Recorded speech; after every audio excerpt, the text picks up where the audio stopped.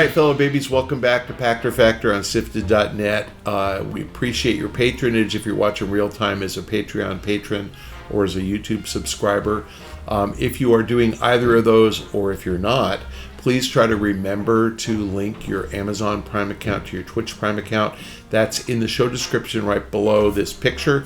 That'll help us. We get paid. It costs you nothing, not a zero. So please remember to do it. You have to do it each month.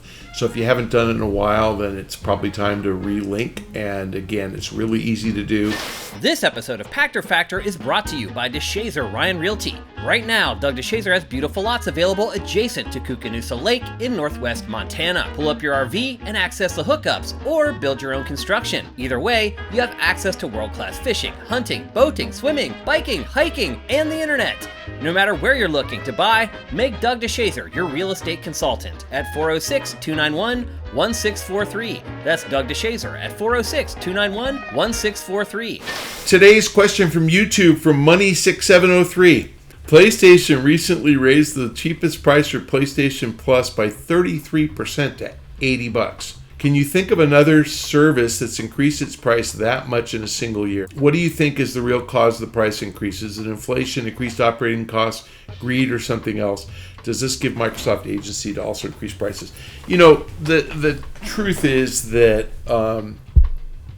everybody's going to charge what the market will bear.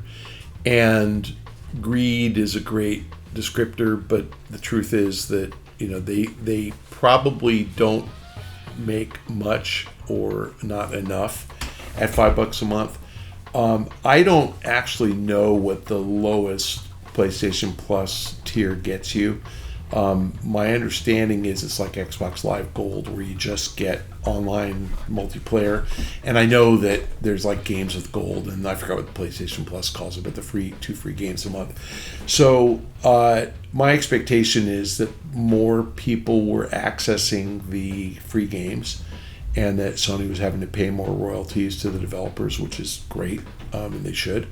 But you know, I don't. Microsoft might raise the price from $5 a month to whatever that adds up to, $633 or $666. More likely, I think Microsoft's going to just they'll raise the price of the Xbox Live Gold, but keep Game Pass at $15, so that they'll give you a cheaper way to get to the $15 price, which is what they really want from you. Again, I think that Disney Plus just did the same thing. Apple TV is doing it right now. And I'm not sure what I'm paying for Apple TV, but I think I'm paying like $6.99 a month. And I think they just announced either $9.99 or $11.99, like this week. But look it up. But it's at least 30%. It wasn't $1. Now, I think that your question kind of suggests that maybe that's too much in a single increase. I think that we have Netflix to look to as the masters of price increases. They started at $7.99. They didn't go to $9.99 until they rolled out streaming. So it was $7.99 for DVD by mail, one at a time. $9.99 was the required increase, which is 20% or 25%. But you got streaming plus DVD by mail, so that was still a pretty good deal.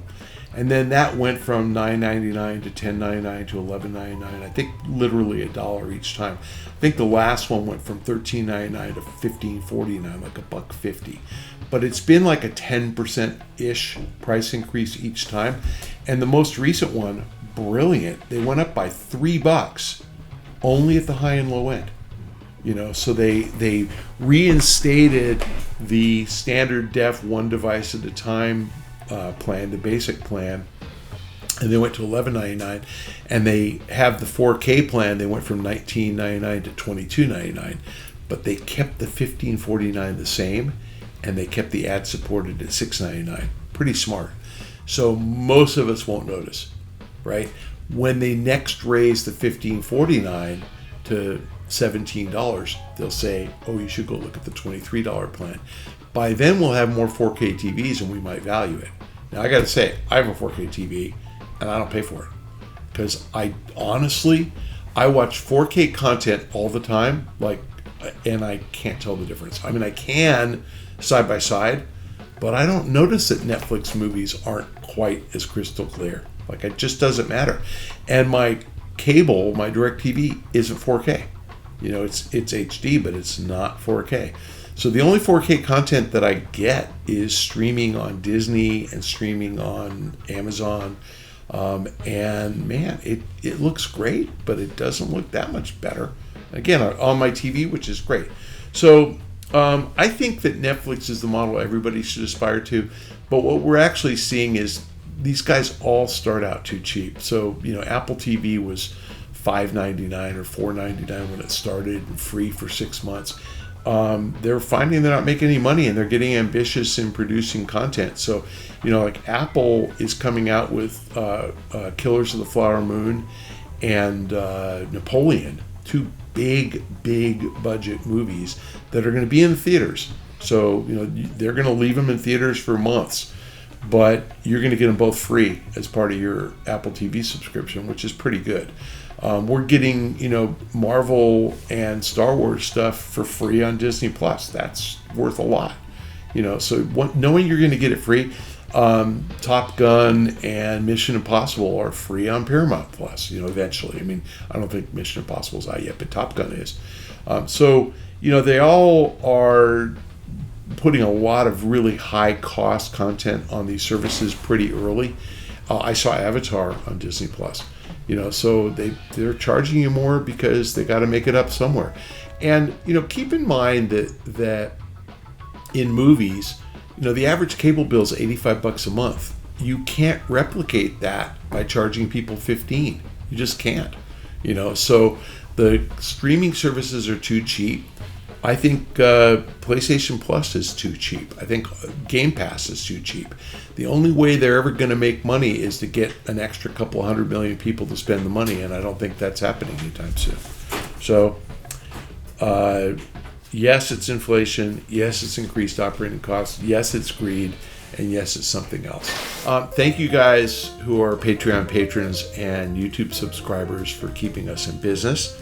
For those of you who are neither of those two things, if you have Amazon Prime, please remember to link your Prime account to your Twitch Prime account, and the instructions are below. You may have to open up a Twitch Prime account, but it costs nothing. Link those two things, and Amazon, for some crazy reason, pays SIFTD so you can watch me. So that's awesome. So help us out, please, because we need the support. We've seen that drop a lot because it lapses. You've got to renew it. So if you've ever done it before, it's easy to do again. Please remember to do it.